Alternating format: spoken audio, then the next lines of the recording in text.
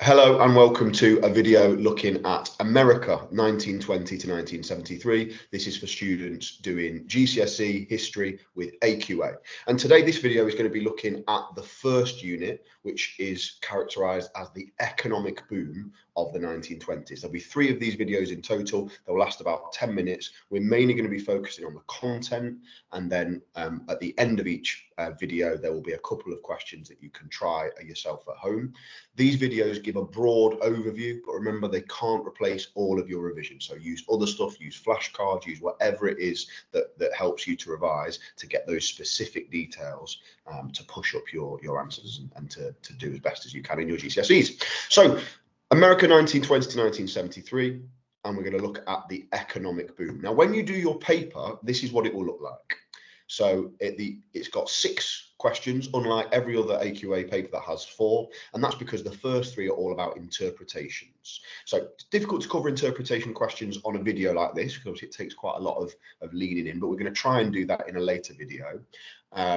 But those are the types of questions that you're going to be faced with. 3 interpretation questions saying how are they different, then why are they different, looking at the provenance. Then you're going to say which is more convincing, using your own knowledge to say which one do you think is the most true.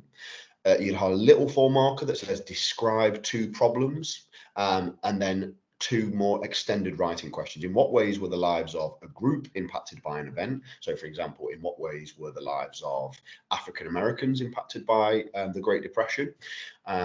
And then your final one is the 2 bullet point question. Now, I really like the 2 bullet point question because it's a bit like the normal 16 markers that you do in every other AQA history exam, but they tell you specifically what you have to cover. So this one is looking at the New Deal. It says, did it have more of an economic impact or a social impact?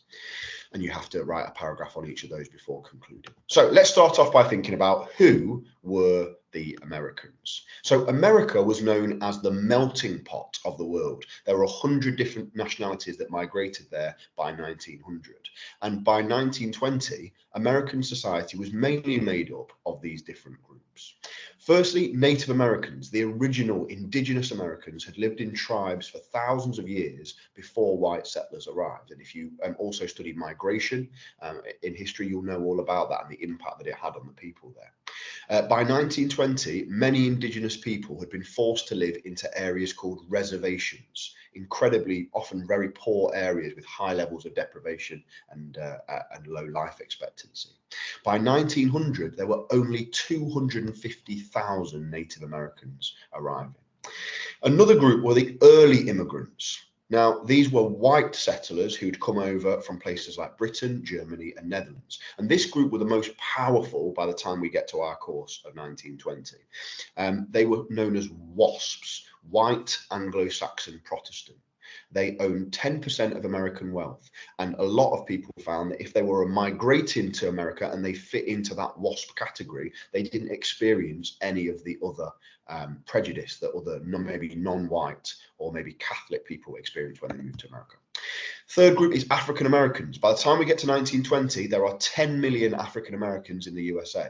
Millions of African people had been enslaved for 200 years up to 1800 and forced to work on American plantations. And although slavery was abolished in 1865, most African Americans continued to make their living on farms in the South, working as what we call sharecroppers. In the 1920s, African Americans were among the poorest in America. And then we also, in the 1920s, we're starting to see new immigrants. So people coming from Eastern Europe or so Russia, Poland, Italy, maybe Irish migrants as well, Mexico, Cuba. We're seeing people migrating there, and they experienced high levels of hatred and discrimination against them because of who they were and where they came from. The 1920s is characterized as the boom years. They experienced a significant economic boom, and you need to know some of the main causes for that. I would have about 2 or 3 in your locker to know what are the causes of the economic boom. Firstly, the First World War. Because of isolationism, the USA had only joined the war for the last year. They really sent troops from 1918 onwards. And because they'd not got involved in the war, they were largely unaffected. All of the fighting happened in Europe, well away from America. Also, their market rivals who'd been trying to compete with them to make a lot of money, places like Germany and Britain, are heavily involved in the war. So America overtakes them during the First World War. They also gave out loans, and countries had to pay those back once war had ended. And by the time we get to 1920, America is producing huge amounts of industrial material. So 70% of the world's petrol, 40% of its iron, 42% of its electricity. We also have these new ideas of mass production. So somebody like Henry Ford, the car maker, he has got ways of, he calls it moving the car past the men, not the men past the car.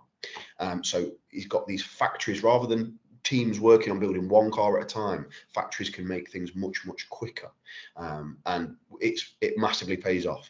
Car making used 20% of America's steel. The Model T was cut down to only $295, and as a result, 15 million Americans had bought one by the end of the 1920s. We also see a rise of consumerism. Because Americans are getting wealthier, it means that they can purchase more. By 1927, we've got 70% of homes with electricity, so they can now look at buying technology like vacuum cleaners, washing machines, radios. And they can also buy in different ways, so it feels like it's more affordable because of things like hire purchase. You can buy in installments rather than having to have all of the money up front. People also start to use the stock market. By 1929, you've got 20 million Americans had bought shares in companies. And some did this by doing something called buying on the margin. Very risky, but it's when you borrow money from the bank in the hope that the share will end up going up in value, will be worth more. So when you sell that share of the company, you can pay back the bank, but you can also keep a little bit of the profit yourself. And then finally, Republican policies. So the Republican presidents, Harding, Coolidge, and then President Hoover is the main one we need to know for our course. They favoured laissez-faire policies. Laissez-faire is a French word meaning let go, let people make as much money as possible. They also, so they didn't put in taxes or regulations. They wanted businesses to boom.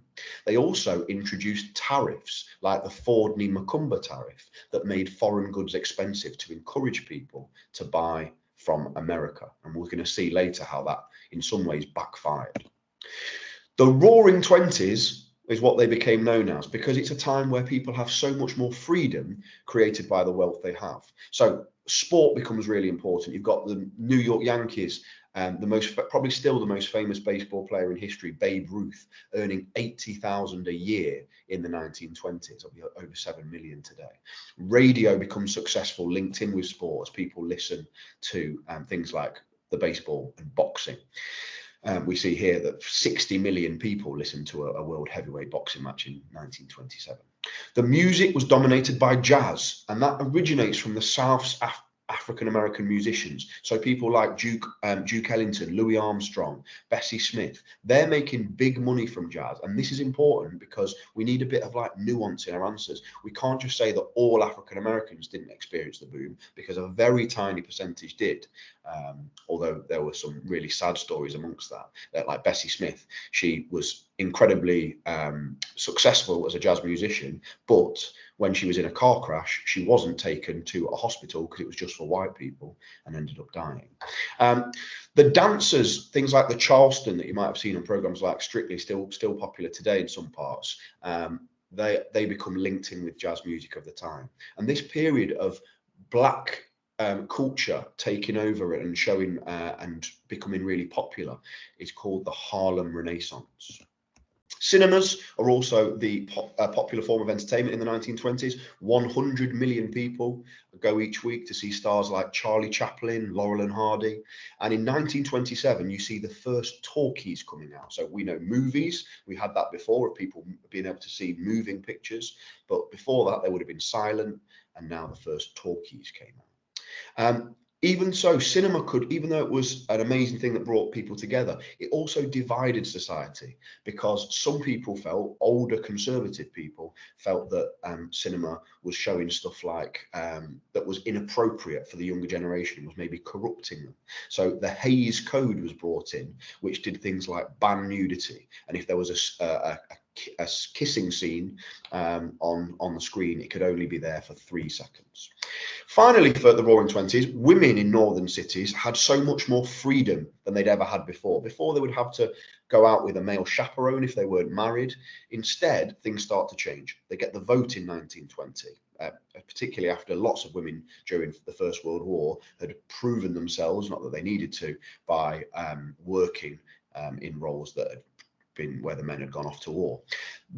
Young women in northern cities became known as flappers, and they had so much more freedom. They could smoke, they could drink, they could go out by themselves, they could wear shorter skirts, and had more sexual freedom as well. So we're starting to see some changes to American society, and again, some conservative people are railing against those changes. They're feeling like they don't want to see that kind of breakdown in family values of people having more sexual freedom.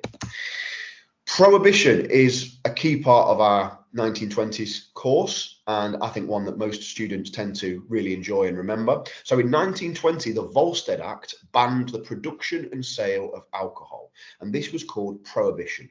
It was driven by groups like the Anti-Saloon League, who thought that it was a cause of crime and family breakdown. Now, 3,000 prohibition agents were sent out across the country to track down any alcohol being produced and sold. However, the rule did not work. By 1933, it was repealed, which means got rid of. Why did it fail so badly? Well, first thing is because lots of people weren't following the rules at all. Speakeasies were illegal hidden bars which sold alcohol, even though it was illegal.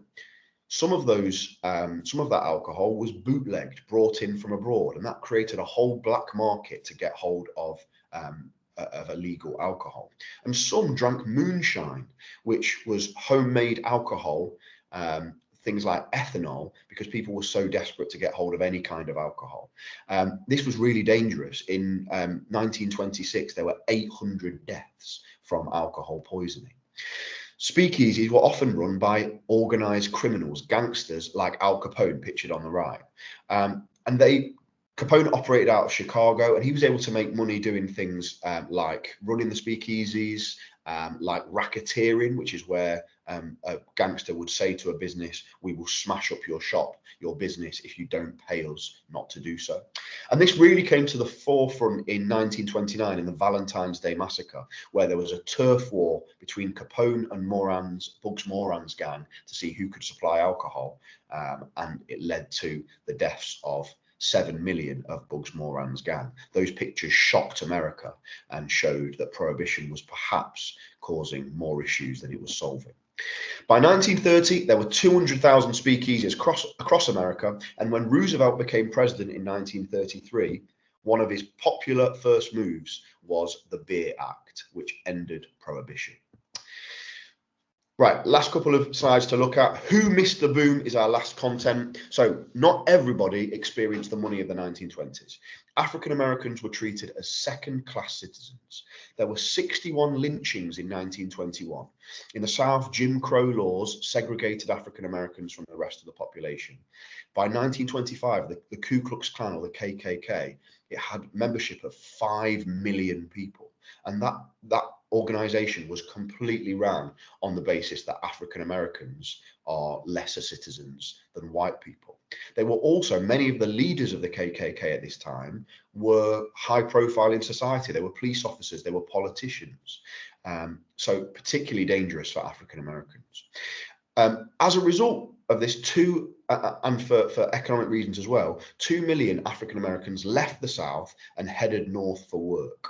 But even in the North, African Americans had low pay and poor housing. Farmers had a particularly low time. New machinery, like the combine harvester, which meant that they could produce stuff much quicker than by hand, had meant food was being produced quicker and more efficiently than ever before. The problem was that it was being overproduced. And before, during World War I, they'd have just been able to sell that overproduce abroad. But they couldn't do that for 2 reasons. One, the war had ended, so countries like France could now produce their own food. They didn't need to buy it from abroad. Their farmland was coming back. And the other reason was, as we talked about at the start, America had put tariffs on all of these on all of these foreign producers. So other countries just did exactly the same, to America and put tariffs on American goods. Sneeze. Forgive me. 600,000 farmers lost their farm in 1924. The immigrants also didn't get to experience the boom. So the 1924 National Origins Act saw the number of migrants cut to just 150,000 a year.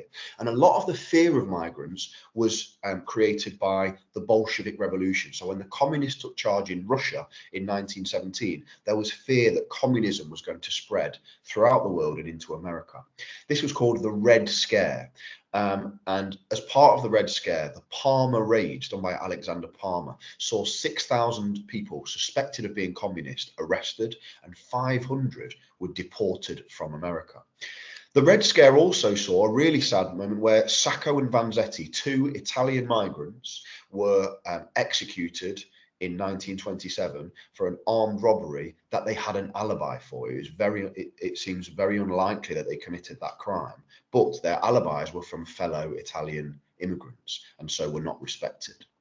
And then finally, most women I've put there. So although there are changes, women get the vote, some women, like we talked about them being flappers, but most women's lives continued as normal.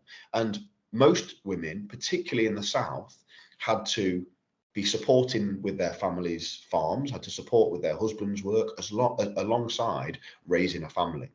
And women tended to work in the least skilled jobs, and it was absolutely legal for them to earn less than men for the same job.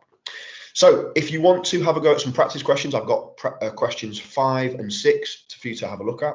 Firstly, number 5 is an in what ways question. In what way were the lives of women impacted by the economic boom? Now it's an 8 marker, so you'd need 2 paragraphs, and I'd want you to be looking at, maybe you could use, we call them PERMS words, political, economic, religious, military, social. Could you think of a social way that the lives of women were impacted? Maybe you're talking about the rise of flappers and having more freedom. Maybe you're talking with a bit of nuance about the fact that for Southern women, the economic boom didn't affect them too much. And the other question you could do is the question 6, which of the following was the more important reason why there were more opportunities in America in the 20s? Was it economic growth, or was it social changes? Was it because of the economic boom, or was it because of social changes like a change in attitudes towards like freedom, sexual freedom? Maybe you're talking about flappers again, maybe you're talking about cinema changes, Hays Code type stuff, women not needing chaperones. So have a look, see if you want to have a go at some of those questions, and we will have another video looking at Unit 2, which is where the boom goes wrong, and we have the Great Depression of the 1930s.